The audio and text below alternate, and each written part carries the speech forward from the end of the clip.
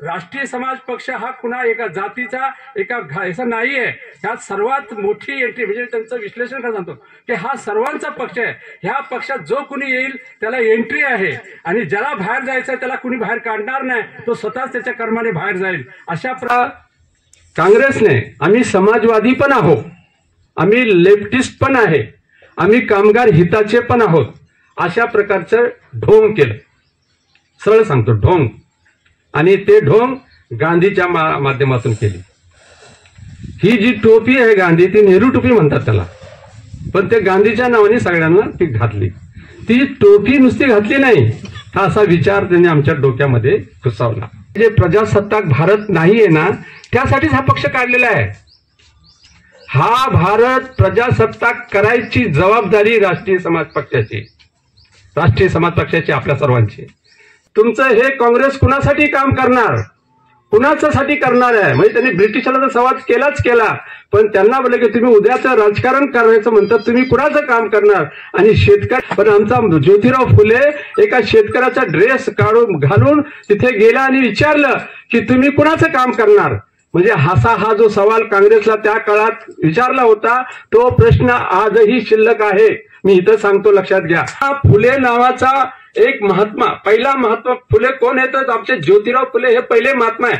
आपल्या राष्ट्रीय समाज पक्षाच्या कार्यकर्त्याला जो फुलेवादावर चालतो त्यांनी ध्यानात ठेवायचं आहे, विसरायचं नाहीये, डोक्यात भरून घ्यायचं आहे की हा आपला फुलेवादा पक्ष आहे आणि ह्या देशातला पहिला महात्मा हा ज्योतिराव फुले आहे, ही लक्षात घ्या। आणि महादेव जानकर यांची सर्वात मोठी देण कोणती असेल तर राष्ट्रीय समाज पक्ष नावाचा पक्ष त्यांनी आपल्याला दिलेला ही सर्वात मोठी देण आहे।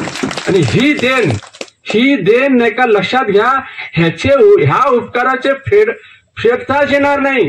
बुद्धी असलेला माणूस, लक्षात घ्या, रावण भी होऊ शकतो, राम भी होऊ शकतो। म्हणजे बुद्धी असणं हे केवळ बुद्धी फक्त संपूर्ण प्राणी जगतामध्ये फक्त मानवाकडे आहे, आणि मानव हा बुद्धीमध्ये सर्वात श्रेष्ठ आहे प्राण्यामध्ये। आज फक्त नाही का जे दोन पक्ष जिवंत आहेत महाराष्ट्रात, तरी तो भारतीय जनता पक्ष आहे आणि दुसरा राष्ट्रीय समाज पक्ष आहे। राष्ट्रीय समाज पक्ष हा दुसरा जिवंत पक्ष। आपण सर्व प्रशिक्षणासाठी आलेलो आहोत। शिबिर आहे, पदाधिकारी आहे, कार्यकर्ते आहेत, हितचिंतकही काही आलेले आहेत, काही रासेपचे लोक पण आलेले आहेत।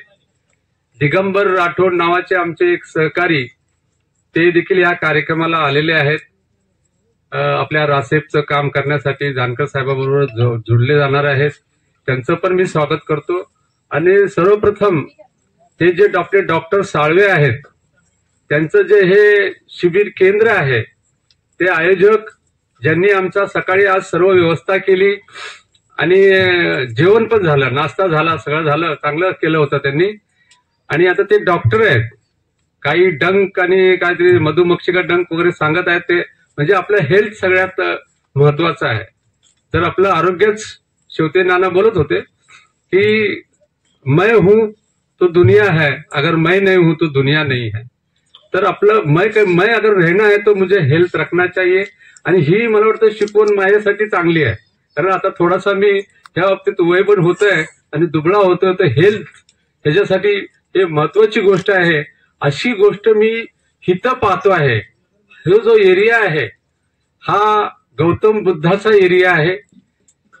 अजंता लेणी आहेत, इसवी सन पूर्व दोन शतक अगोदर पासूनच्या लेण्या, 6व्या शतकापर्यंतच्या लेण्या इथे आहेत। म्हणजे भारताचा इतिहास जर नेमका काय आहे हे जर समजायचं असेल तर भारतातले जे शिलालेख आहेत, कारण ही सगळी पुस्तकं किंवा आपला मोबाईल वगैरे हे नंतरचं आहे, परंतु त्या काळामध्ये जे शिलालेख हे जे पानं पत्तं वगैरे जे आहेत की ते राहिलेले नाहीयेत, त्याला सांभाळून ते ठेवलेलं नाहीये। पण शिलालेखामध्ये काही इतिहास आहेत, मूर्त्या आहेत, त्याच्यातून काही म्हणजे तो खरा इतिहास थोडासा दिसतो, त्याला बी भ्रष्ट केलेला आहे का भारताच्या लोकांनी, ती गोष्ट वेगळी आहे। तर अशा ठिकाणी गौतम बुद्ध, आता तिथे ते कलर आहे, मी गेलेलो आहे, त्या अजंता लेणी मी बघितलेल्या आहेत, आणि तिथे त्या काळामध्ये ते जे कलर्स आहेत ते आजही टिकाऊ आहेत, आजही तिथे आहेत ते कलर, हे जगामध्ये, आणि हे वर्ल्ड हेरिटेज आहे। म्हणजे हे जगाला एक वेगळं असं काही दाखवणारा असं ते एक क्षेत्र आहे. आणि मला आज त्या डॉक्टरांनी सांगितलं, आणखी कुणीतरी सांगितलं की त्या काळात एका वनस्पतीपासून, भारतातल्या काही वनस्पतीपासून ते कलर बनवले गेले, ते कलर आज तागायत जिवंत आहे. आणि ते जे अजंता, आपण अशा एका आदर्श ठिकाणी उभं राहिलेलो आहो की जे आजपर्यंत टिकाऊ आहे. आणि मला जो विषय दिलेला आहे, राष्ट्रीय समाज पक्ष काल, आज आणि उद्या, तर लक्षात घ्या त्या बुद्धाचा जो काय धम्म आहे, जो जगामध्ये पसरला, संपूर्ण देशामध्ये पसरला, जो ऍक्च्युली आज मी इथे म्हणजे स्पष्ट सांगतो की आज जगात जेवढे बी धर्म आहेत त्याचं जे अगोदर बी धर्म विचार सांगितले जात होते, परंतु आज धर्म आणि संघाचा जो बेस आहे तो भारत आहे. आणि तो ह्या जे अजंता वेरूळ आहे ते सांगतो तो, कारण तो दिसतो इथे तुमच्या समोर आहे, तुम्ही जाऊन बघा तिथे, ते कलर आजही जिवंत आहे. तर मला असं वाटतं असं काहीतरी हे विधिलिखित आहे. राष्ट्रीय समाज पक्ष, त्याचा जन्म झाला 31 मे 2003 जन्म झाला आणि तो तो तो कालचा इतिहास आहे. आज इतिहास आपण बघत आहोत. आपण म्हणतो त्यानंतर 2004 पासून आपण 2009, 14 हे टर्निंग पॉइंट होता. नंतर 19 आपण एका ठिकाणी पोहोचलो आणि नंतर परत मागे चाललो. परभणीला आपण लोकसभा लढवली आणि नंतर विधानसभा जी आताची आपण लढवली, स्वबळावर लढवली आणि स्वचिन्हावर लढवली. आणि त्यात आपण किती यश मिळवलं, काय मिळवलं, हा महत्वाचा प्रश्न नाही. आज फक्त नाही का जे 2 पक्ष जिवंत आहेत महाराष्ट्रात तरी, तो भारतीय जनता पक्ष आहे आणि दुसरा राष्ट्रीय समाज पक्ष आहे. राष्ट्रीय समाज पक्ष हा दुसरा जिवंत पक्ष आहे, तो सत्ताधारी आहे. आज आमची तशी दखल घेतली गेलेली आहे, परंतु आपण पक्ष काढलाय तर ह्या देशावरती आपल्याला राज्य करायचं आहे, ह्यासाठी हा पक्ष काढलेला आहे. आणि तो कसं, मी आज गाडवे, मला खूप आनंद झाला की आपले कालिदास गाडवे नवी तरुण, असं ते तरुण बोलत होता, म्हणजे माझी एक पुढची पिढी जो माझ्या खांद्यावर बसून बघणार आहे, पुढची पिढी किंवा हा पक्ष बघणार आहे, तो आता आदर्श बनलेला आहे. त्याला त्याची विचारधारा पकडलेली आहे, नेता त्यांनी पकडलेला आहे. आणि काय करायचं काय नाही, परत सोशल मीडिया अनेक गोष्टीला त्यांनी वाचन केलेलं आहे. ते आता ते खरारे नावाचा एका ज्यू लेखकाबद्दल तो सांगत होता. तर अशा प्रकारे म्हणजे हे वाचन करणारे जे तरुण आहेत, ज्यांचं ज्ञान चांगलं आहे, ज्ञान पहिल्या लक्षात घ्या की बुद्धी. गौतम बुद्धाचं नाव काय आहे, त्याचं नाव होतं सिद्धार्थ, त्याचं नाव होतं, तो गौतम होता म्हणून तो गौतम. आणि बुद्ध, आणि तो सम्मा समबुद्ध आहे. आता हे थोडंसं समजून घ्या.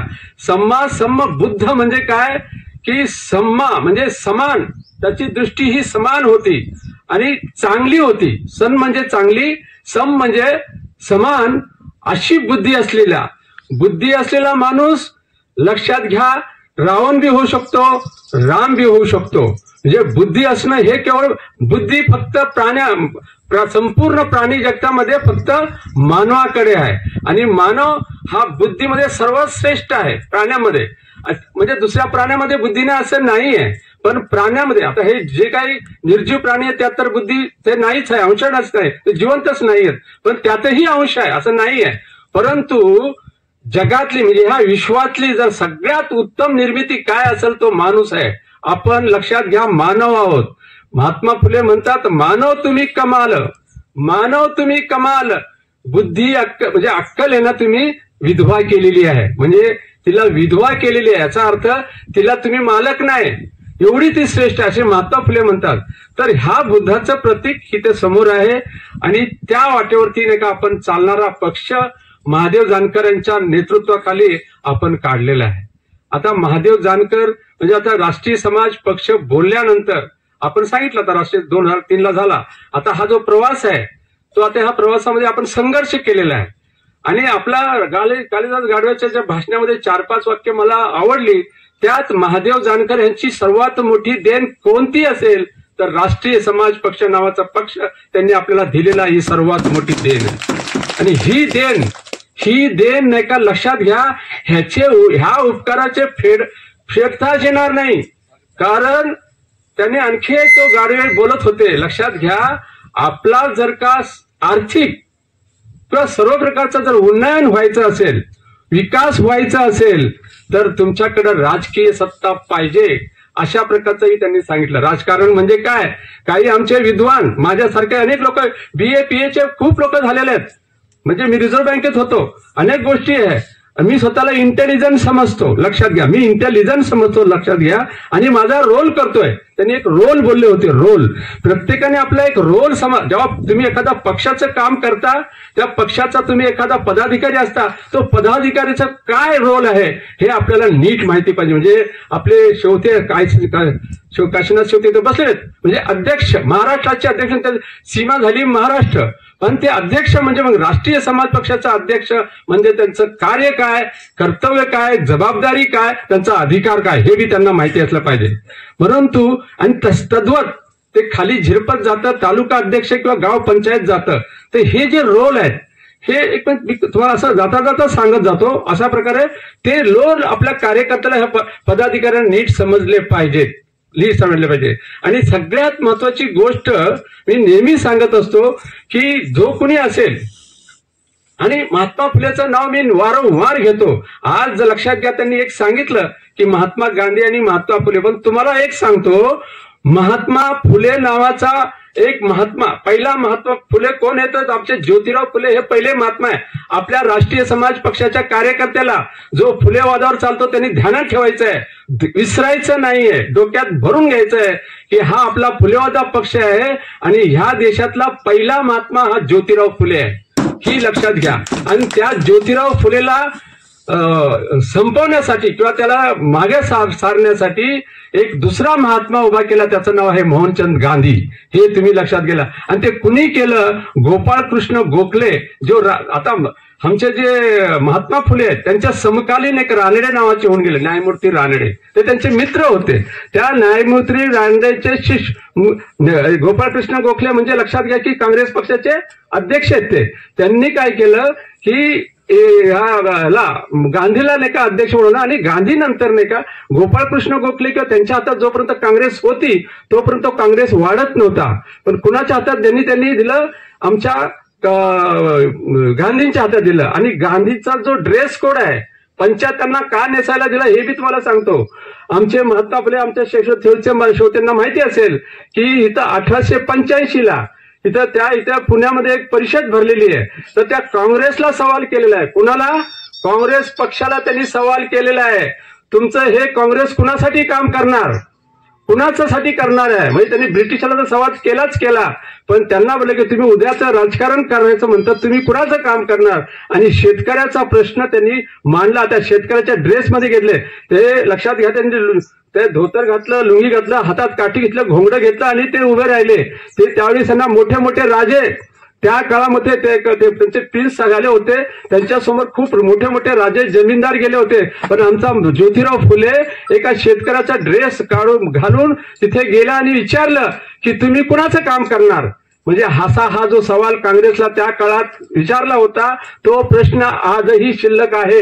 मी इथं सांगतो, लक्षात घ्या, आजही त्या राजकीय पक्षांनी कुणीही त्याचा जवाब, महात्मा फुलेंनी जवाब तो प्रश्न केला होता, त्याचं उत्तर दिलं नाहीये, हे तुम्हाला स्पष्टच दिसतं. आज ते जे ओबीसी जे म्हणतात, त्या ओबीसीचं बघा ते इलेक्शन कमिशन काय करतं, त्याचा अजूनही निर्णय घेत नाही. म्हणजे महात्मा फुलेंचा जो सवाल आहे आजही अनुत्तरित आहे. आणि त्या सवालाचा जवाब म्हणजे राष्ट्रीय समाज पक्ष आहे, तुम्ही कार्यकर्ते आहे, ते व्हायचं आहे तुम्हाला. तुम्ही ज्या दिशेने, म्हणून हा आपला वारसा आहे. म्हणजे आपल्याकडे अनेक वर्ष आहेत, आपण बोलतो ह्याचा वारसा त्याचा वारसा, पण वैचारिक वारसा जो आहे तो आपला महात्मा ज्योतिराव फुले आहे आणि तो घेऊन चाललो आहे. आणि त्यानंतर आपण फ्लेक्झिबल राहायचं आहे. फ्लेक्झिबल म्हणजे काय? म्हणजे जसं काय परिस्थिती असेल त्याप्रमाणे नाही का आपल्या कार्यकर्त्यांनी वातावरणात. माझं जे एक पुस्तकात एक वाक्य मी लिहिलेलं, मी स्वतः लिहिलेलं आहे, त्या वाक्य असं आहे की माणूस मरतो म्हणजे त्याचा प्राण जातो म्हणून मरतो म्हणतात, असा एक डेफिनेशन आहे. प्राण गेला म्हणजे तो मेला असं म्हणतात, पण माझ्या दृष्टीने जो काळानुसार चालत नाही तो मेला. ह्या वाक्याचा नीट अर्थ समजून घ्या. जो काळ आणि परिस्थिती बरोबर चालत नाही तो मेलेला आहे. आणि त्या दृष्टीने का लक्षात घ्या की आज जे राज्य करतात त्या परिस्थिती बरोबर काळाबरोबर चालतात म्हणून ते वरचढ आहेत. बरोबर आहे. आज लक्षात घ्या, आज का एक फडणवीस, सरळ सांगतो, फडणवीसच्या एका खिशात आपले एकनाथ शिंदे आहेत, एका खिशामध्ये आपले कोण आहेत, अजित पवार आहेत. दोन मातब्बर आहेत, मोठे नेते आहेत, म्हणजे समाजाच्या दृष्टीने ते मोठे आहेत. परंतु एक माणूस म्हणजे तेवढी ते ज्ञानवान आहे. परंतु फक्त फडणवीस ज्ञानवान आहे म्हणून हे झालेलं नाही. फडणवीसच्या मागे एक यंत्रणा आहे. ती यंत्रणा कोणती आहे, मूळ यंत्रणा कोणती आहे, तर RSS आहे. ते आपण समजलं पाहिजे. आपण तिथं बसलो, ते कुणाला पुण्याच्या बापाला घाबरायचं कारण नाही. RSS जे आहे ते RSSने भाजपला महाराष्ट्र आणि दिल्लीच्या सत्तेवर बसवलेलं, हे माझं वाक्य लिहून घ्या तुम्ही. त्यांनी बसवलेलं आहे. म्हणजे हे काय, तुम्ही आता ते गोपीनाथ मुंडे हे सगळ्यांनी कामं केली, परंतु त्याचा जो तो ब्ल्यू प्रिंट है, जो काय सुशील जी आपको समजता होगा, उसका जो मेन है तो त्यांनी तो तयार केला होता आणि त्यातून ते सत्तेवर आले. आणि त्यासाठी तुम्हाला सांगतो की नवरत्न होती. आपल्याला कुणाला माहिती, कुणाला नवरत्न माहिती आहे? RSSची नवरत्न किंवा भाजपची नवरत्न, कुणीतरी एकाने सांगा मला, कोण आहे का? नवरत्न होती. कधीतरी नाही का त्या आमच्या गाडीला सांगतो मी की ही जी माणसं आहेत, आता आपल्याकडे ही माणसं कमी अशी, परंतु त्या माणसांनी ठरवलं आणि त्यांनी कसं काम केलं, त्यांनी कसं, आता आपल्या लोकांनाही बघितलेलं आहे, काही लोकांना तो अनुभव आलेला आहे. तर त्यांनी ती काम केलं, त्याचा तो वृक्ष महावृक्ष आता झालेला आहे. आणि आता 5 वर्ष दिल्ली पण सत्ता त्यांची जात नाही आणि महाराष्ट्रात सुद्धा जाईल की नाही सांगता येत नाही, अशी परिस्थिती निर्माण आहे. परंतु राष्ट्रीय समाज पक्षाकडे ती ताकद आहे. परिस्थिती आज जशी आहे तशी उद्या राहणार नाही. त्यामुळे असं काय समजायचं का राजकारणामध्ये खूप मोठे बदल, म्हणजे हे आशा ठेवायची आहे आपल्याला, आशा ठेवून आपण काम करायचंय. तर हा काँग्रेस पक्षाला संपून भाजप सत्तावर आली. हे जे पक्ष असतात, राजकीय पक्ष, थोडे पार्श्वभूमी सांगतो की ह्या देशामध्ये नाही का ब्रिटिशांची सत्ता होती, बरोबर. त्याच्या अगोदर मोगलांची होती आणि कुणाकुणांची होती, पण शेवटची सत्ता ही ब्रिटिशांची मानली जाते. आणि ते ब्रिटिशांची सत्ता गेली, भारतीयावरून आणि भारत देशावरून सत्ता गेली, म्हणजे ते तिकडे गेले आणि आपल्या हाती सत्ता आली असं म्हटलं जातं. परंतु भारत स्वतंत्र झाला, पण सगळे भारतीय स्वतंत्र झाले नाही. याचा अर्थ तुम्हाला समजतोय का? भारत स्वतंत्र झाला 15 ऑगस्ट 1947 रोजी भारत स्वतंत्र झाला, पण सर्व भारतीय स्वतंत्र झाले नाही. काही लोक स्वतंत्र झाले आणि त्यांचं राज्य आहे. आम्ही फक्त झेंडा असा वंदन करतो, जय भारत काय काय बोलतो. मी देशद्रोही असं काय बोलत नाही, लक्षात घ्या. जर ब्रिटिशांना जायचं, जर भारतात आता आपल्या देशामध्ये आपण एक गणराज्य, एक स्वतंत्र म्हणजे स्वातंत्र्य दिवस करतो, म्हणजे भारत स्वतंत्र झाला. दुसरा दिवस कोणता साजरा करतो आपण? राष्ट्रीय कोणता दिवस? प्रजासत्ताक. प्रजासत्ताक हा सर्वात महत्वाचा शब्द आहे. म्हणजे कुणाची सत्ता आली पाहिजे होती? प्रजेची. मग प्रजेची सत्ता, सर्व प्रजेची सत्ता आली का? आली. सत्ता नाही आली, प्रजेची सत्ता नाही आली, तरी पण आपण प्रजासत्ताक साजरा करतोय. आपण हे जे प्रजासत्ताक भारत नाहीये ना, त्यासाठीच हा पक्ष काढलेला आहे. हा भारत प्रजासत्ताक करायची जबाबदारी राष्ट्रीय समाज पक्षाची, आपल्या सर्वांची. म्हणजे आज भारत झालेला नाहीये. तुमचा कुठे अधिकार काय? तर ओबीसी 52% आहेत, परंतु त्यांचा तो प्रश्न तो कोणी सोडवत नाही. तुमची आर्थिक नाड्या तुमच्या हातात नाही. मी रिझर्व्ह बँकेत काम करत होतो. आता आता आमच्या गावाकडचे लोक म्हणतात की मराठ्यांची सत्ता, रिझर्व्ह बँकेत GM लेवलला माणूस होता आमच्या रिझर्व्ह बँकेचा, जानकर साहेब, जनरल मॅनेजर लेवलचा, म्हणजे त्यावेळेस माणूस होता. पोलीस कमिशनर सुद्धा मराठा समाजाचे, म्हणजे ज्यांना आपण म्हणजे त्यांचे आमदार खासदार होते. आज मराठवाड्यामध्ये मराठा जो समाज आहे तो रस्त्यावर काय, त्याची कारणं कुठे आहेत ते आपल्याला समजली पाहिजेत. आज मराठा समाजाला खरंच बेकार परिस्थिती. मराठा काय सगळ्या आपल्या भारतातल्या जे इवन सांगतो की हम आता मिश्रा साहेब यहाँ पर आए हैं, उपाध्याय जी आए हैं, उत्तर भारत में जो ब्राह्मण है उनकी भी अवस्था उपेक्षित है. तुम्हाला सांगतो, लक्षात घ्या.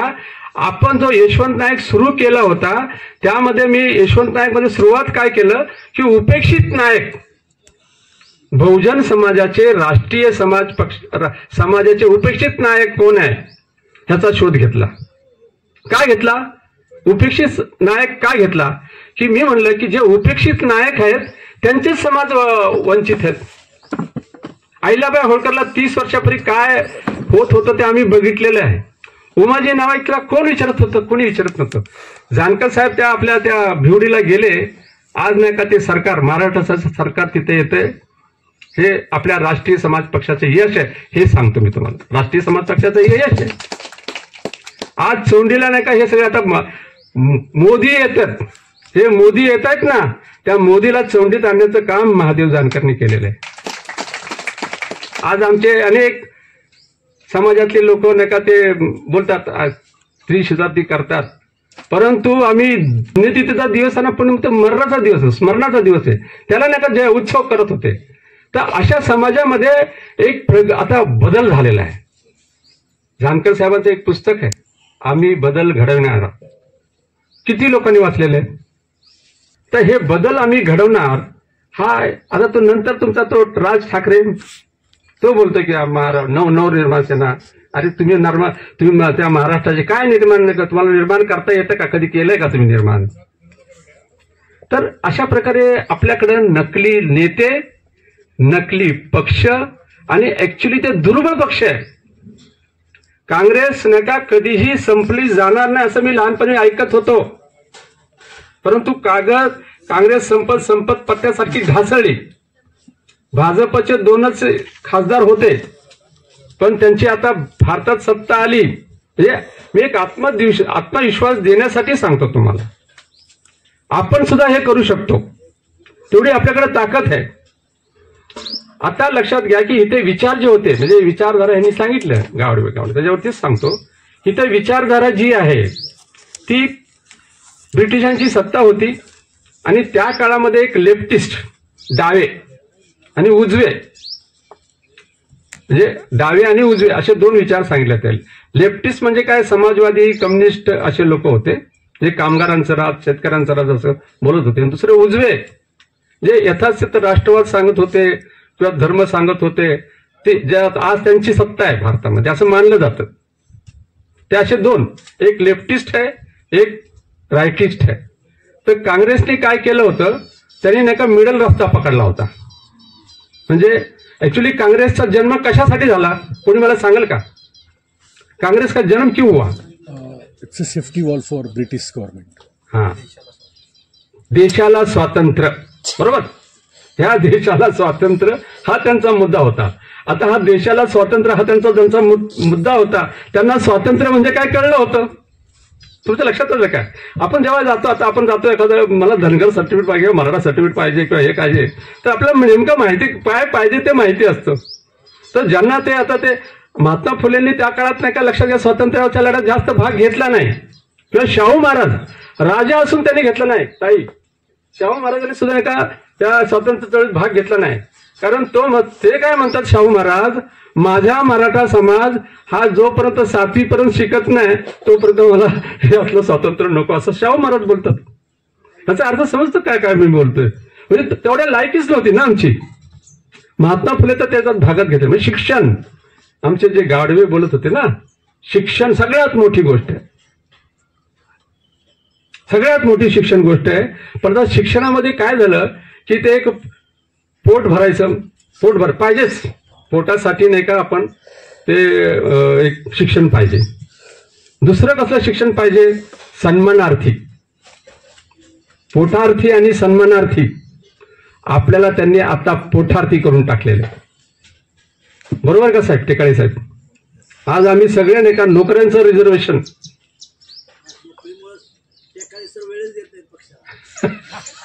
म्हणजे आमच्या कर्मचाऱ्यांना नोकरी टिकवा, नोकरी करा, ते ठीक आहे, पोटार्थी बनायचं होतं, परंतु जे सन्मानार्थी लढाईची गोष्ट समजतात त्या लोकांनी ह्या देशावर त्यांचं राज्य आहे. त्याचा अर्थ समजतो का तुम्हाला? लक्षात आहे सन्मानार्थी. मला म्हणजे लक्षात घ्या की आज नाही का काही लोक नाही का ते काय ते गादीवर बसलेले नाहीत. ते कोण गेले? अटल बिहारी वाजपेयी मात्र सत्तेवर आले होते, बसले होते काही काळ. तर सांगायचं काय माहिती काय की शिक्षण सुद्धा, कोणतं शिक्षण, एज्युकेशन कुठलं, ह्याच्याकडे आपण जरा लक्ष दिलं पाहिजे.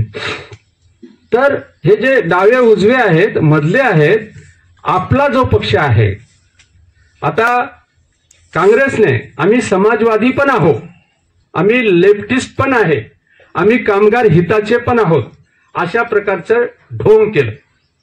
सरळ सांगतो, ढोंग. आणि ते ढोंग गांधीच्या माध्यमातून केली.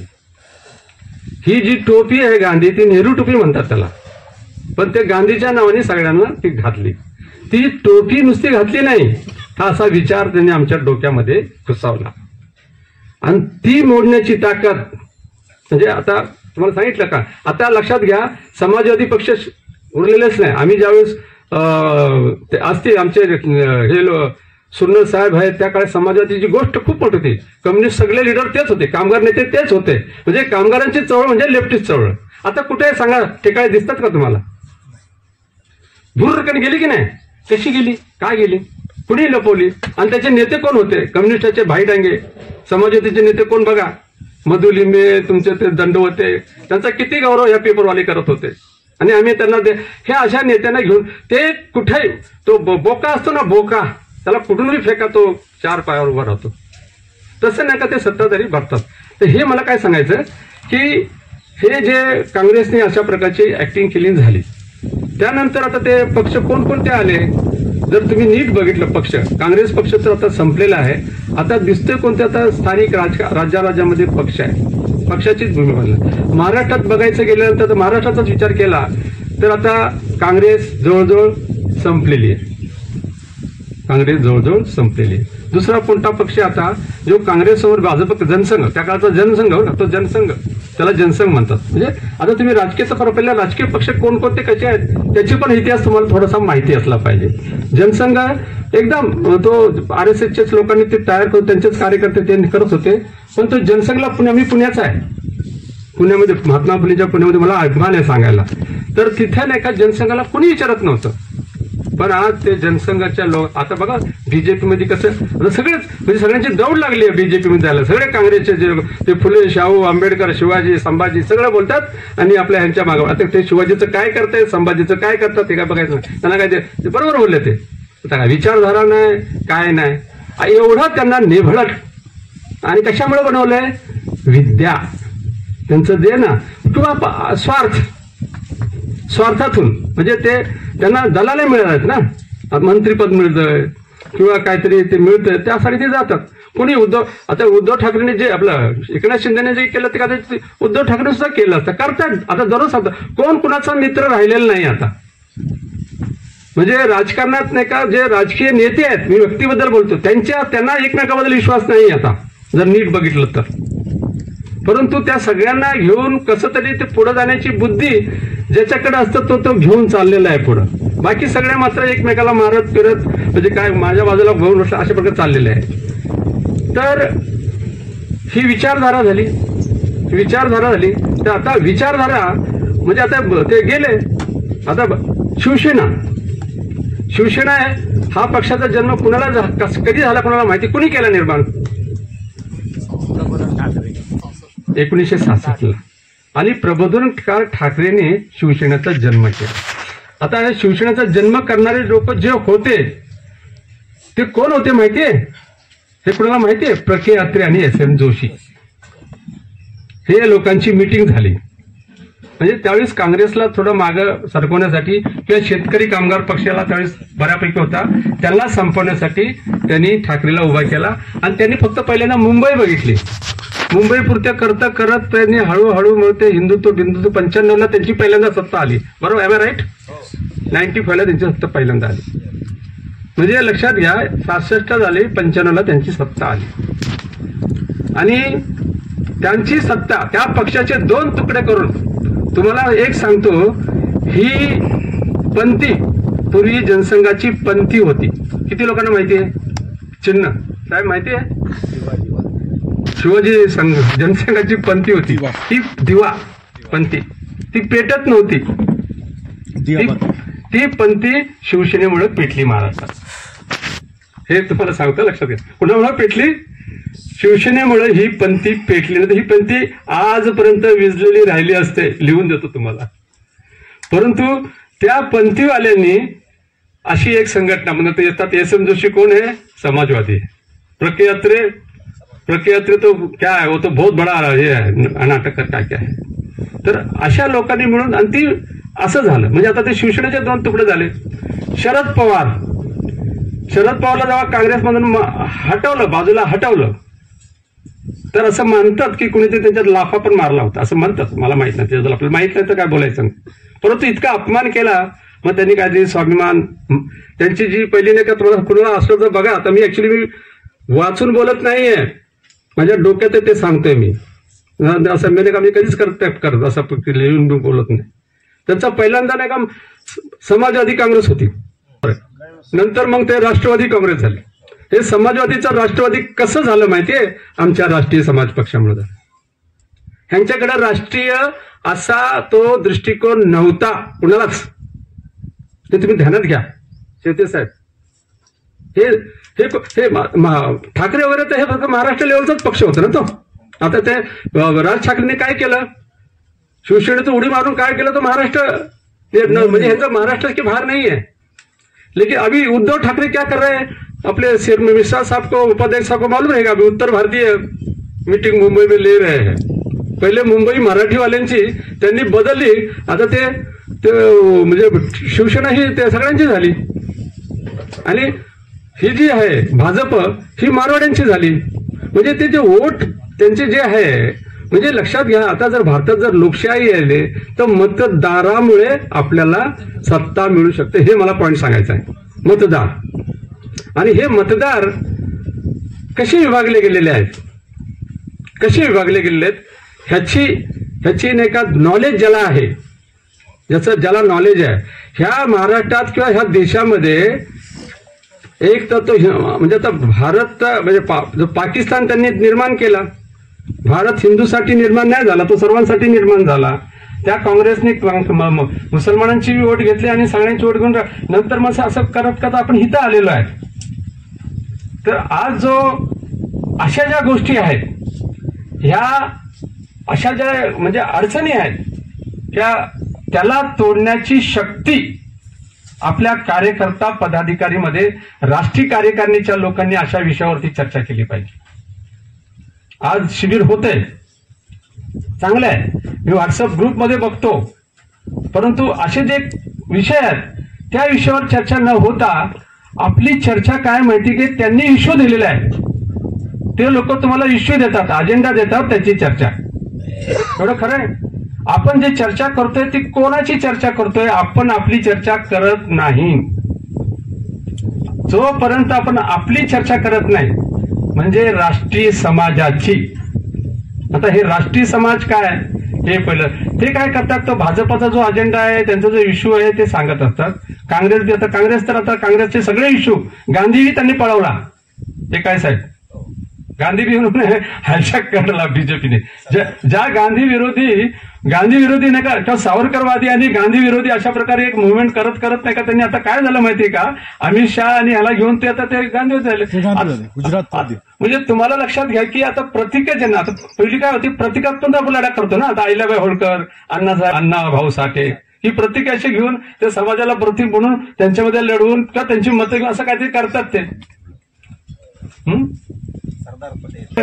पंजाबराव देशमुख हे कृषी मंत्री होते.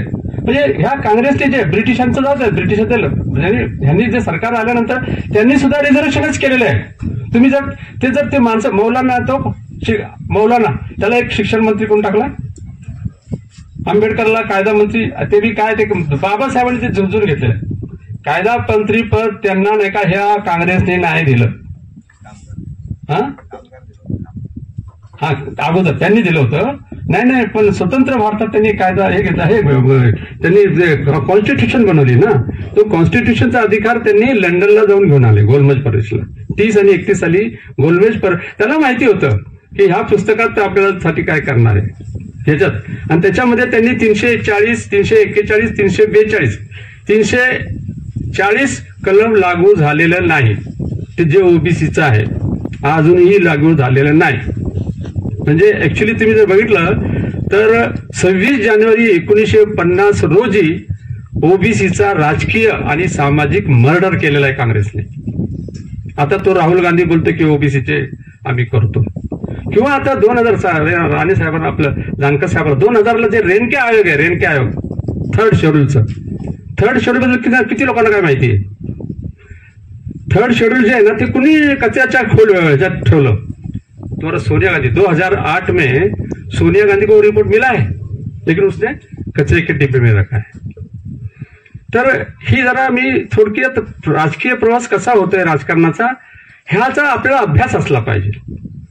म्हणजे जेव्हा तुम्हाला हे करता आलं पाहिजे ना, तर्क करता आले पाहिजे. तर्क जर तुम्ही करण्यामध्ये जर का हुशार असाल तरच नाही का तुम्ही आता जानकर साहेबांनी ती शक्ती आणि युक्ती मिळवलेली आहे त्यांच्या लेवलला. म्हणजे ते आज नाही का त्या कोणते आमचे मोदीला बी त्या पद्धतीने ते टॅकल करतायत. Is tackling it, I know. ते मागच्या 2014ला त्यांनी फडणवीस किंवा ह्या बीजेपी ह्या सगळ्यांना पक्षांना टॅकल करून त्यांनी एक आपला एक औरा निर्माण केला, आपल्या एका ठिकाणी बनवलंय. परंतु महादेव जानकर एक व्यक्ती नेता झाला पाहिजेच, आपल्याला नेता एक. परंतु माझं असं म्हणणं आहे की आपण सर्वांनी राष्ट्रीय समाज पक्षाने च्या कार्यकर्त्यांनी प्रत्येक कार्यकर्त्याने महादेव जानकर बनण्याचा प्रयत्न केला पाहिजे. काय बनायचंय मला तर महादेव जानकर बनायचंय. मग महादेव जानकरकडे काय काय आज दिगंबर राठोडीचे आमचे ते मित्र आलेले आहेत ते कांशीराम. आज लक्षात घ्या ह्या देशातली ही जी राजकीय कोंडी होती, सामाजिक कोंडी होती, त्या घटनेद्वारे बाबासाहेब आंबेडकरांनी मोडली. तुम्हाला लक्षात आलं मी काय बोललो? घटनेद्वारे बाबासाहेब आंबेडकरांनी ती सामाजिक आणि राजकीय कोंडी मोडली होती. परंतु 340 कलमला त्यांनी मारून टाकलं. बाबासाहेबांनी ठेवलं होतं, पण 340ला स्वतंत्र भारतात काहीच नाही मिळालं. म्हणजे 26 जानेवारी 1950ला जेव्हा तो घटना ती दिला तो त्यात नाही का आपल्याला काय मिळालं नाही, ओबीसीला काय मिळालं नाही. मी रिझर्व्ह बँकेत ओबीसी संघटनेचा अध्यक्ष आहे, होतो काउंटर अध्यक्ष आहे. म्हणजे रिझर्व्ह बँकेत ओबीसीचा संघटनेचं काम करताना मी ओबीसी लोक विचार कसे करतात, किती अनफड आहेत, किती अनफड आहेत. अनफड आणि थोडे अनफड. अनफड चालेल पण अनफड जास्त आहे साहेब. मला गाडवेचं काम उदाहरण देतो मी. गाडवे वाचतो आहे. आमचे फुकळे साहेब पत्रकार आहे, शिकतायत ते. त्यांना मी सांगतो की बाबा हे आपले जे आहेत ना छोटे छोटे पत्रकार हे रिपोर्टर असं नाही बनायचं असेल तर कुमार केतकर बनायचं. अशा प्रकारे आपल्याला ठेवलं पाहिजे. लक्षात घ्या हे तुमचा कोणतो रवीश कुमार वगैरे हे भी काय कामाचे नाही आहेत. कुमार केतकर को जो नॉलेज है ना वो रवीश कुमार को भी नहीं है. ये मानते हैं क्या सुशील? मैं जो पूछ रहा हूं समझ गए आप? इस देश में क्या मतलब अगर कुछ अभी आम्ही महादेव जानकर साहेबांचं ते पुस्तकच आहे बदलाव हम लाएंगे, चेंज वी विल चेंज. नंतर ओबामा बोलतात, आम्ही पहिले बोलतोय. तो ये बदलाव जो लाएंगे ना पण तेवढी ताकद पण असली पाहिजे ना आपल्याकडे. आणू शकतो का नाही? आणू शकतो का नाही? आणायची असेल तर तेवढी आपल्याकडे ताकद असली पाहिजे ना ज्ञानाची. तर ही मी जर थोडासा असा मुक्त बोलतोय कारण आपण असा मुक्त वातावरणातच बसलेलो आहे.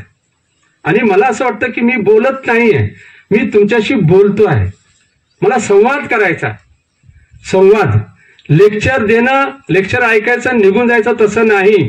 मी जे काय बोलतो त्यातलं नाही का काही अंश जरी तुमच्या डोक्यात गेला तर मी काहीतरी बोललो आणि मला असं यश वाटलं नाही तर ते काय अर्थ नाही त्याला. काहीतरी तुमच्या मनात प्रश्न निर्माण झाले तरी बरं वाटेल. काही प्रश्न चार आहे बरोबर आहे असं वाटलं तरी बरं वाटेल. आणि तुमच्या मनात प्रश्न निर्माण झाले पाहिजे. तर मी महात्मा फुलेंचं परत नाव घेतो. महात्मा फुलेंची फक्त 2च वाक्य लक्षात ठेवा. विद्येविना सगळे अनर्थ झाले हे त्यांचे वाक्य आहे. Am I right sir? सगळे जे काय अनर्थ झालेले आहे शूद्रांचे.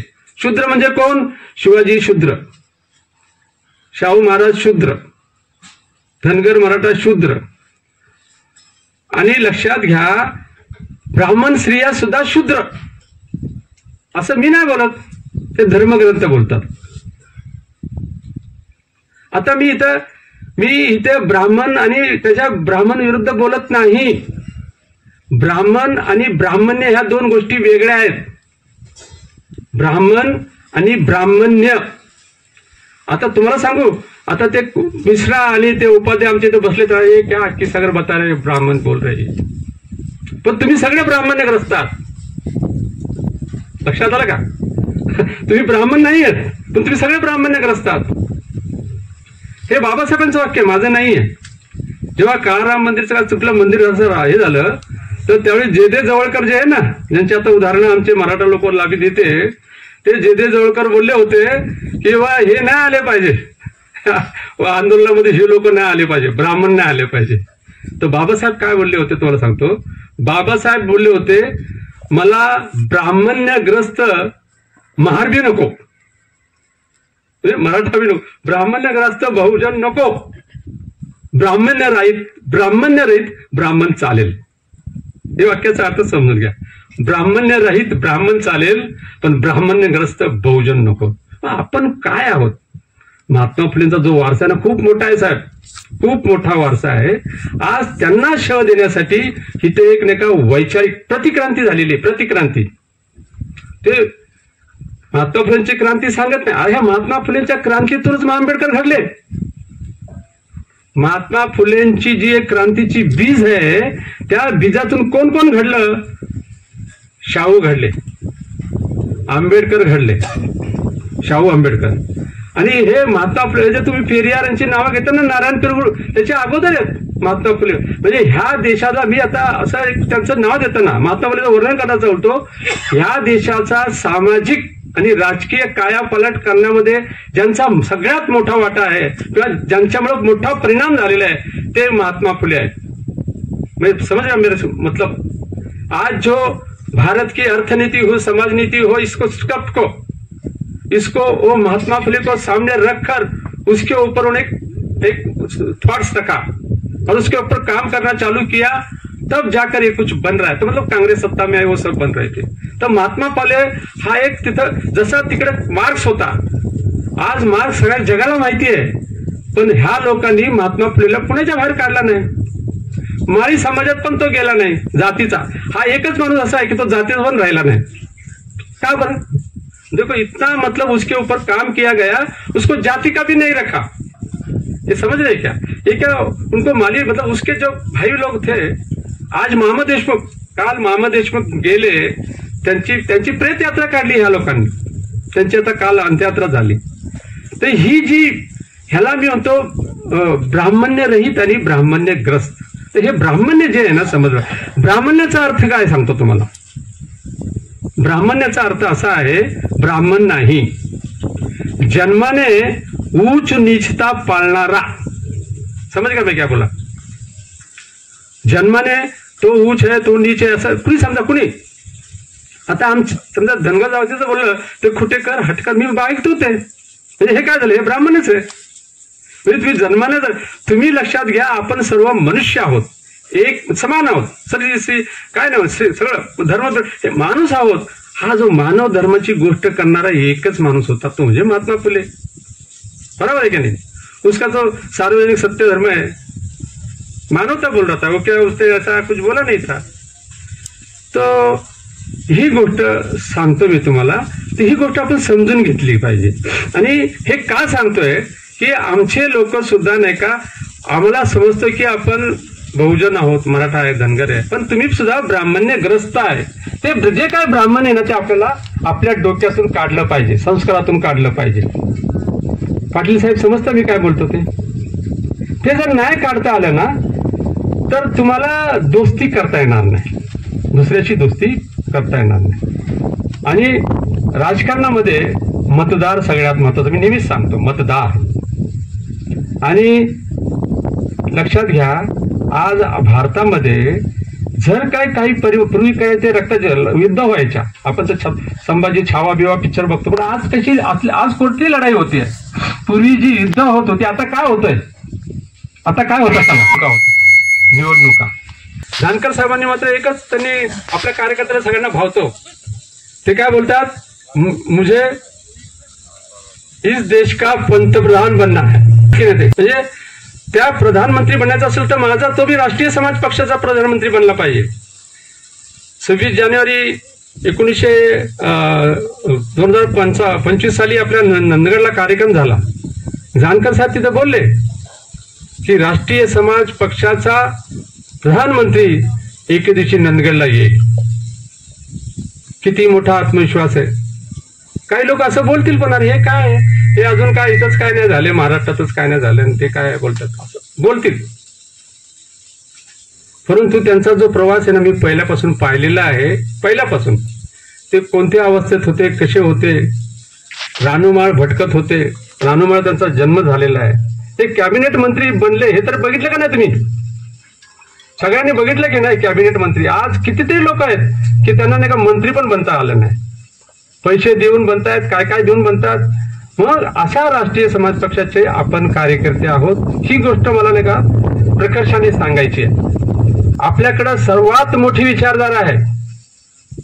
मी तुमचा जो प्रश्न आहे ना, विचारधारा म्हणजे राजकारण आणि विचारधारा हा विषय होता ना, आयडियोलॉजी अँड पॉलिटिक्स. आयडियोलॉजी आणि पॉलिटिक्स. तो विचारधारा आपल्याकडे सगळ्यात श्रेष्ठ आहे. कसं ते सांगतो. आपल्या पक्षाचं नाव काय आहे? राष्ट्रीय समाज. त्याच्यात काय आहे? राष्ट्र आहे म्हणजे देश आहे. राष्ट्र म्हणजे देश आहे. ओके. आणि दुसरी गोष्ट काय आहे? समाज.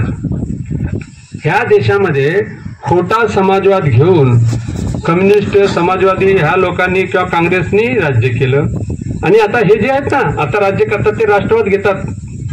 तर हा जो राष्ट्रवाद आहे ना, तो धार्मिक राष्ट्रवाद आहे किंवा सांस्कृतिक राष्ट्रवाद आहे. राम आज आता 300वी अहिल्यादेवी होळकर जयंती आहे. काल आपण बघितलं. म्हणलं मला काय, मी स्वतः हिंदू आहे, मी राम कृष्ण हे सगळ्यांना मानतो आपण, लक्षात हे आपले आहेत. परंतु ह्यांचा वापर ते सत्तेसाठी करतायत. त्यांच्या खांद्यावर बसून ते सत्तेवर बसतात. आपल्याला तसं नाही करायचंय. आपल्याला खरोखर रामराज्य आणायचंय किंवा अहिल्यादेवीचं राज्य आणायचंय. अशा प्रकारचं नाही का आपण समाज निर्माण करतोय. म्हणजे आपल्याकडे समाजवाद पण आहे, राष्ट्रवाद पण आहे. आणि आपल्या खाली लिहिलेलं आहे आपण, राष्ट्र ही देव, राष्ट्र ही जाती, राष्ट्र ही धर्म हमारा, राष्ट्र बने बलशाली भाषा सूत्र हमारा. तर तुम्हाला लक्षात घ्या, म्हणजे राष्ट्रीय समाज पक्षाच्या कार्यकर्त्याला मी असं बिंबून सांगू इच्छितो की तुम्ही लक्षात घ्या, तुम्ही एका अशा मोठ्या नेता आपल्यासारखा कोणच नाहीये. सगळे आता लक्षात घ्या. आपलं काय ते त्याच्यात आमदारच्या ते काय ते पेन्शनसाठी नाही का 40,000 वाढ. बाबा आमच्याला कुणी नाही, आता आई पण नाही त्यांची. आता जर पेन्शन वाढली ना तर ते साहेबांना काय त्याचा काय फायदा नाही. म्हणजे अशा प्रकारचा आमचा नेता आहे, काहीच नाही. लक्षात घ्या. म्हणजे हे सगळं आपल्या घरासाठी, पोटासाठी म्हणजे फॅमिलीसाठी करतायत. परंतु आपल्याकडे सगळ्यात मोठा त्यागी नेता आपल्याकडे आहे आणि विचारधारा सुद्धा आपल्या सगळ्यात मोठी आहे. हे जर तुमच्या मनात नीट भासलं, नीट जर भरलं ना, तर तुम्ही त्या पक्षाचं मनोभावे काम कराल असं मला म्हणे. मला माहिती आहे काही लोकांना ह्याच्यातला कंटाळा आला असेल, काही शब्दाचे अर्थ समजत नसतील. आज नाही समजेल तर उद्या समजेल, माझा विश्वास आहे. शेतकरी काय करतो? शेतकरी काय करतो? तो 100 दाणे फेकतो. त्या 100 दाण्यामध्ये 1-2 उगवतात. तेच त्याची ती कर्म असतं, ते फळ असतं. 98 गेले, पण ते आदल्या 98 वाया गेलेले असं नाही मानत मी. कारण ते 100 टाकल्यामुळे ते 2 होतात. तर ती 2 टाकले असतं तर काहीच झालं नसतं. हे जसं तसंच आहे, तसं नाही का ही गोष्ट. आणि ह्यासाठी हे अशा प्रकारच्या शिबिरा आवश्यक आहे. आणि अशा प्रकारचं शिबिर अशा ह्या वातावरणामध्ये आपण घेतात. आणि त्या शिबिरामध्ये एक तरुण मुलगा बोलतोय की जो आज उद्या आमचा राष्ट्रीय समाज पक्षाचा एक आदर्श कार्यकर्ता बनणार आहे, महाराष्ट्राचा मुख्यमंत्री बनेल किंवा प्रधानमंत्री सुद्धा देशाचा बनू शकेल. असे तुम्ही नाही बनला तर तुमचे मुलं बनतील. नाईक मध्ये महादेव जानकर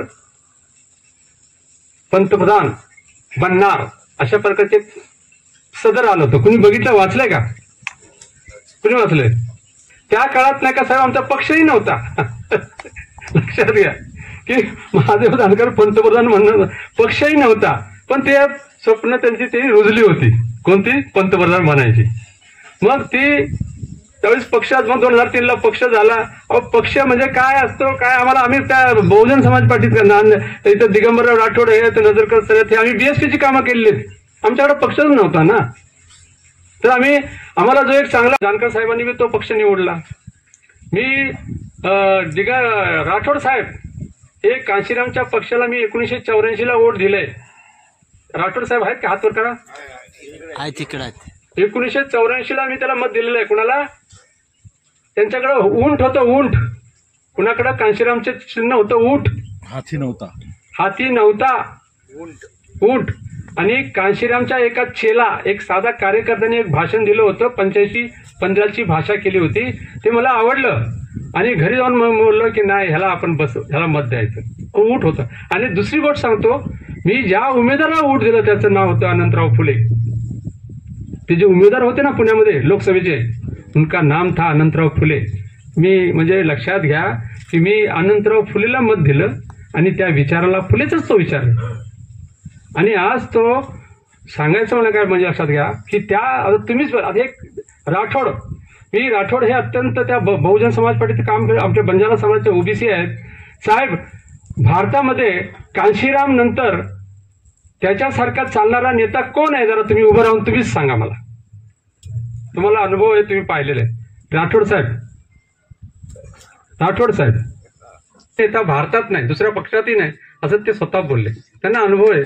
मी ते जे आता बामसेब बोलले, कम्युनिस्टांचे बोलले, RSS बोलले, तर मी गाढवे आणि आपल्यातले जे इंटेलिजंट वाचणारी लोक मंडळी आहेत, अभ्यास करणारी मंडळी, कार्यकर्ते जे आहेत, आणि इतरांना सुद्धा सांगतो की आपल्याला आदर्श माहिती असला पाहिजे, स्टँडर्ड माहिती असला पाहिजे. नेता आपण कुणाला बी नेता म्हणतो, जसं टोपी घातली का तो नेता झाला काय? अरे नेता हा शब्द, नेता जो लोकांना पुढे घेऊन जातो तो नेता आहे. असे नेते होत नाही. आमदार, खासदार, पंतप्रधान म्हणला तरी तो नेता नसतो. नेता हा वेगळी गोष्ट आहे. Leader is a something different concept, लक्षात घ्या. तर आपल्याला नेता मिळालेला आहे. पंतप्रधान बनव न बनव ती गोष्ट वेगळी आहे. तर त्यासाठी नाही का एक विचाराची म्हणजे RSS सारखी संघटनेने ते बनवलं. आणि आमचे एक राष्ट्रीय समाज एम्प्लॉईज फेडरेशन आहे, जी बुद्धिजीवी वर्ग राहील, कर्मचारी वर्ग राहील, जे राजकारणात म्हणजे राष्ट्रीय समाज पक्षात डायरेक्टली काम करू शकत नाहीत, नोकऱ्या करतात, त्यांच्याकडे जरा थोडा पगार पैसा असतो, तर अशा कर्मचाऱ्यांची संघटना. आता आमच्या इथे नजरकर सर आहेत, ते आमच्या महाराष्ट्राचे जनरल सेक्रेटरी आहेत.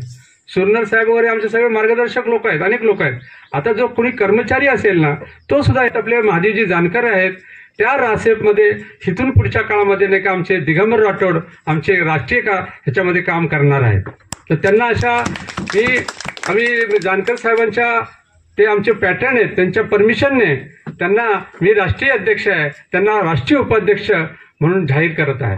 हे म्हणजे हे जे RSS जसे भाजपला सत्तेवर आणण्यासाठी काम करते, तद्वत ही आमची रासेप छोटी आहे, ती देखील आहे ना राष्ट्रीय समाज पक्ष हा दिल्लीत, महाराष्ट्रात किंवा सर्व राज्यात, देशात कशा प्रकारे प्रत्येक राज्यात आपल्याला करायचं आहे. आज हे आपण हे बीज रोपण झालेलं आहे. ते बीज हल्ली आमच्या दिगंबर राठोड यांच्या हातात बी देत आहेत, ते रिटायर्ड होत आलेत. तर ह्या माध्यमातून आणखी पुढे फोपावेल अशा प्रकारची अपेक्षा बाळगतो. आणि त्यांना मी स्वतः लिखित एक संत कनकदास बोलत होतो की मी भाषण करणार नाही, मी टीचर म्हणून बोलणार नाही. बोलल्यानंतर त्याचा काहीतरी इफेक्ट झाला पाहिजे, काहीतरी नाही का डोक्यात घुमलं पाहिजे. आणि सत्य आणि असत्याचा लढा आहे आणि सत्तेचा लढा आहे. सत्य असत्य कळाल्यानंतर सत्ता तुम्ही काबीज करू शकता. तर जानकर साहेबांनी आता ज्या काही गोष्टी सांगितल्या, त्यांनी एक सांगितलं, आता मी समाजवाद आणि राष्ट्रवाद बोलत होतो, कारण ह्या देशातल्या आत्तापर्यंत ह्या आमच्या समाजाला, भारतीय लोकांना समाजवाद सांगून, राष्ट्रवाद सांगून, कम्युनिस्ट सांगून, काय काय सांगून फसवत राहिले, सत्ता घेत राहिले. पण जानकर साहेब त्यांचे आज बाप आहेत, त्यांनी इथं सांगितलं. काय सांगितलं त्यांनी? मला हे कुठला वाद, हा वाद त्यात अडकायचा नाही. मला नाही का ह्या देशातली जी ही व्यवस्था आहे, ज्या व्यवस्थेद्वारे ते राज्य करतात, तीच बदलायची आहे. म्हणजे व्यवस्था परिसराच्या लढाई लढणारे नेता आहे, अशा प्रकारचे ते सांगितलं. त्याला मी हॅटअप होतो. आणि मला माहिती आहे आता मला बी निघायचं आहे, माझी पण वेळ झालेली आहे. परंतु तुम्ही हे लक्षात घ्या, जानकर साहेब बोलत अजिबात निराश होऊ नका. आपण काहीतरी हे झालं नाही, ते झालं नाही, काय नाही. आज उलट ते चांगल्यासाठी होतंय. कारण अशा जेव्हा नाही का एखादा पैलवान हरतो, वेळा हरला, ही गोष्ट जास्त महत्वाची नाहीये. त्या हरल्यातून काय शिकला आणि तो कुठं निघाला ही जास्त महत्वाची गोष्ट आहे. मला वाटतं की आता जो राष्ट्रीय समाज पक्ष दिसायला तर स्वतःच दिसतोय, परंतु आपण स्वबळावर जी लढलो आणि जो उभा राहिलेलो आहे, तो जो उभा राहिलेला राष्ट्रीय समाज पक्ष आहे, जो आपल्या तुमच्या आमच्या खांद्यावर आहे, तो आपल्याला पुढे घेऊन जायचा आहे. ती जी महत्वाकांक्षा तुम्ही बाळगा आणि महादेव जानकरला पंतप्रधान बनवणं आणि स्वतः आपण आमदार खासदार बनणं ही खूप मोठी नाही गोष्ट आहे. त्या तद्वत मी तर काही जे काही कर्मचारी आहेत त्यांना एक संदेश देऊ शकतो, सांगू शकतो की जशी RSS आहे, आज अजित पाटीलला बोलले तू पक्षाचं काम कर, तुला आमदार नाही बनायचंय. त्यात खूप मोठा अर्थ आहे. पक्षाचा जो नेता असतो तो मोठा असतो, पक्षाध्यक्ष मोठा असतो, आमदार खासदार मोठा नसतो. तर ही गोष्ट जे सांगताना ती गोष्ट म्हणजे जानकर साहेब नेता पण आहेत आणि ते पक्ष आता खासदार ते पण व्हायचं आहे, कारण आपण त्याची प्रॅक्टिस काढलेली आहे. परंतु पक्ष जर मोठा झाला तर आपण सर्व टिकू. म्हणून सर्वात मोठा काय आहे तर संघ आहे.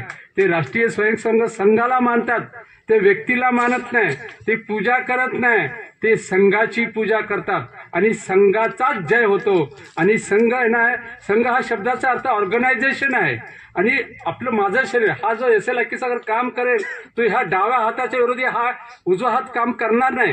हे शरीर जसं काम करतं तसं राष्ट्रीय समाज पक्षात काम केलं पाहिजे. कुणाच्या विरुद्ध जर आपण काम करत असलो तर ते पक्षाचं काम होत नसेल तर आपण संघाचं काम करत नाही, आपण एक संघ नाही असं आपण मानलं पाहिजे. आपल्यामध्ये गैरसमज पसरवले जातील, निर्माण होतील, ते गैरसमज जितके लवकर दूर होईल असं काम केलं पाहिजे. आपण कॉम्पिटिशन करताना स्वतः मोठं व्हायला पाहिजे, दुसऱ्याला मोठं करण्याचे आपण कॉम्पिटिशन केलं पाहिजे. आणि माझं पण हित झालं पाहिजे, तुमचं पण हित झालं पाहिजे, समाजाचं हिताचं हित झालं पाहिजे. अशा प्रकारचं परस्पर पूरक आपण काम केलं पाहिजे. परस्पर पूरक आणि परस्परांना मदत करणारे कॉम्पिटिशन आपण केलं पाहिजे. जानकर राष्ट्रीय समाज पक्ष हा कुणा एका जातीचा असं नाहीये. ह्यात सर्वात मोठी एंट्री म्हणजे त्यांचं विश्लेषण काय सांगतो की हा सर्वांचा पक्ष आहे. ह्या पक्षात जो कुणी येईल त्याला एंट्री आहे आणि ज्याला बाहेर जायचं त्याला कुणी बाहेर काढणार नाही, तो स्वतःच त्याच्या कर्माने बाहेर जाईल. अशा प्रकारचा हा राष्ट्रीय समाज पक्ष आहे. तसा तो पक्ष उद्याचा व्हावा अशा प्रकारची एक अपेक्षा बाळगून थांबतो. जय हिंद, जय महाराष्ट्र. प्रोफेसर हो किंवा स्टुडंट आहोत, जानकर साहेब काय बोलले, मी प्रॅक्टिकलचा स्टुडंट आहे. तर हे थिअरी आणि प्रॅक्टिकल, थिअरी म्हणजे रासेप, परंतु प्रॅक्टिकल म्हणजे रासपा. ह्याचं नातं पण आपण समजलं गेलं पाहिजे. आणि ती जास्त मोठी जबाबदारी इंटेलेक्च्युअल क्लासची येते, ती रासपाची नाहीये, ती आमची आहे. म्हणजे जो विचार करतो असा त्याचा आहे. एक जाता जाता सांगतो की इथे काही आपले इंजिनियर लोक आहेत, जानकर साहेब इंजिनियर आहेत. इंजिनियर लोकांची एक सभा भरली होती मुंबईमध्ये घाटकोपरला, आणि तिथं एक सब्जेक्ट था सुशील लेगरे साहेब, पाटील साहेब, तिथं विषय होता role of intellectual class, role of intellectual class. आणि त्याला कांशीराम यांना बोलवलं होतं. तिथे अनेक लोक आणि बानाई इंजिनियर लोकांची ती सभा होती आणि तिथे अनेक लोक बोलू लागले, बोलले. जानकर कांशीराम उभे राहिले, ते बोलले यहाँ पर एक सब्जेक्ट लिखा हुआ है, आज ये इंजीनियर लोग सब बैठे हैं, लिखा है रोल ऑफ इंटेलेक्चुअल क्लास. जिनको ते काय बोलले, जिनको इंटेलेक्चुअल क्लास का रोल मालूम नहीं, जिनको रोल मालूम नहीं उनको इंटेलेक्चुअल क्लास कैसे बोल सकते. त्यांनी शब्द काय वापरला तुम्ही नीट ऐकून घ्या. जिनको रोल मालूम नहीं वो इंटेलेक्चुअल क्लास हो ही नहीं सकते. तर तो इंटेलेक्चुअल जो असतो, इंटेलिजंट जो माणूस असतो ना, तो इंटेलेक्चुअल असतो म्हणूनच तो इंटेलिजंट. इंटेलिजंट ही अगोदरची स्टेज आहे, इंटेलेक्चुअल ही नंतरची स्टेज आहे. ह्याचं तारतम्य आम्ही रासेप यांनी बाळगलं पाहिजे. रासपामध्ये रासेपने किती इन्व्हॉल्व्ह व्हायचं किंवा त्यांना किती सांगायचं, त्यांच्यावरती त्यांची हुकूमत किती, त्यांनी एक बाउंड्री आखली पाहिजे. ती आखत नव्हती म्हणूनच बामसेपचा बामसेपला पासून काशीरामजी दूर झाले आणि दूर केलं. अशी अवस्था आमच्या रासेपची आली नाही पाहिजे असं मला वाटतं.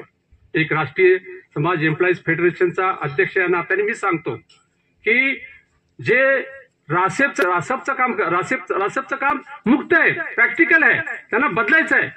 जसं ती सत्ता फक्त त्यांची काबीज आणि त्यासाठी जी काही विचारधारा असेल किंवा जी सामाजिक विचारधारा असेल किंवा सामाजिक आधार असेल तसं ते पुढे जायचं आहे. परंतु त्यांचं काम वेगळं आहे, आपलं काम वेगळं आहे. परंतु ह्या आपण संघटना बांधूया. मी आमचे जे साळवे साहेब आहेत, डॉक्टर साळवे, त्यांना तुमच्या ह्या इथे आल्यानंतर मला एक एनर्जी आली. मी तुम्हाला ह्या पक्षाच्या नावातून नाही, तुम्हाला संत कनकदास हे पुस्तक देत आहोत तुम्हाला. या तर आज या इथे तुम्ही मला सकाळपासून सांगताय काय काय आहे. मला ते काही डंक पण मिळालं नाही अजून, ते काही माझ्या डोळ्याला प्रॉब्लेम आहे, ते अजून अंजल पण मिळालं नाही. पण मी तुमच्याकडून ते घेऊन जाईल, त्याचा काय हे विषय नाहीये. तर आज ही जी पर्वणी आम्हाला तुम्ही ह्या इथे येऊन दिली, तुमच्याकडून ज्या काही गोष्टी मिळाल्या त्याबद्दल एक सत्यशोधक दंडनायक संत कनकदास नावाचं एक पुस्तक मराठीमध्ये लिहिलं गेलेलं आहे. हे 15 तुम्ही जर कर्नाटकमध्ये उडपी मंदिर असेल, कुणी पाहिलं का उडपी मंदिर, कृष्णाचं मंदिर? कर्नाटकचं उडपीचं मंदिर आहे, कृष्णाचं मंदिर आहे. ते कृष्णाचं जे मंदिर आहे ते कृष्णाचं तो कृष्णाच्या जर तुम्ही पुढच्या दाराने गेलात तर कृष्णाचं दर्शन होत नाही. त्या कृष्णाचं जर दर्शन करायचं असेल तर तुम्हाला मागच्या दरवाजा जायला लागतं. कारण हा जो कनकदास होता हा एक शूद्र घराण्यातला, धनगर समाजातला, म्हणजे असं मानला जात होता. हा नाही का वेदविद्या खूप मोठा पारंगत होता. त्या काळात तो व्यास जो एक मोठा गुरु होता त्या लेवलचा होता. परंतु त्याला कृष्णाच्या मंदिरमध्ये एंट्री मिळाली. हे 15व्या शतकातली गोष्ट आहे. तर त्या काळामध्ये हा संत कनकदासाने त्या कृष्णासमोर दावा केला, म्हणजे आवाज केला, सांगितलं की माझ्यासारख्या माणसाला तुझ्या दरवाजात एंट्री कशी नाहीये, तू कशी देत नाही. अशा प्रकारची कुठलीतरी गोष्ट केल्यानंतर स्वतः कृष्ण मागच्या दरवाजातून आला. तो मागच्या दरवाजात गेला, तो मागचा दरवाजा तिथं दरवाजा झाला आणि त्या दरवाजातून कृष्णाने प्रत्यक्ष परमेश्वराने असं सांगितलं जातं. किती सत्य किती मला माहित नाही, तर असं होऊ शकतं. अशा ते संत कनकदास हे मोठे तिथले कर्नाटकातले ज्ञानी होते, संत होते. त्यांचा खूप मोठा प्रभाव आहे. त्यांच्यावरती मराठीमध्ये पुस्तक लिहिलेलं नव्हतं. ते पुस्तक मी 2005ला लिहायचा प्रयत्न केला आणि ह्या पुस्तकाचं उद्घाटन त्यावेळेस आम्ही चौंडीमध्ये केलं होतं 2005ला चौंडीला. आणि त्या कार्यक्रमाला आज जे कर्नाटकचे दुसऱ्यांदा मुख्यमंत्री झालेले सीएम सिद्धरामय्या त्यावेळेस ते डीसीएम झाले होते. तर मला असं वाटतं काहीतरी आमच्या ह्या चोंडीचं संत कनकदासचं हे असं काहीतरी संबंध आहे, नाते संबंध आहेत. आज सिद्धरामय्या 2 वेळा दुसऱ्यांदा मुख्यमंत्री झालेले आहे. तर देशामध्ये ते दुसऱ्यांदा नाही का एक अशा काँग्रेसचे मुख्यमंत्री, ऍक्च्युली काँग्रेस जी जिवंत आहे कर्नाटकमध्ये ते सिद्धरामय्यामुळे आहे. तर अशा ह्या संत कनकदासचं पुस्तक मी तुम्हाला दोघांना अर्पित करीत आहे.